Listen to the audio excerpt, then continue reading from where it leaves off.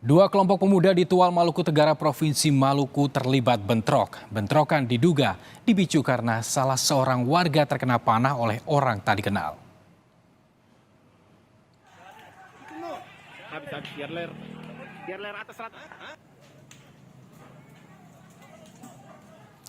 Buntut dari bentrokan antara dua kelompok pemuda ini, belasan unit rumah dibakar. 10 warga dan 3 anggota polisi dilaporkan terluka karena terkena panah.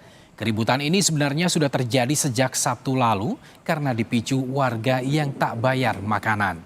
Bentrokan pun kembali pecah akibat provokasi setelah salah satu warga terkena panah dari orang tak dikenal.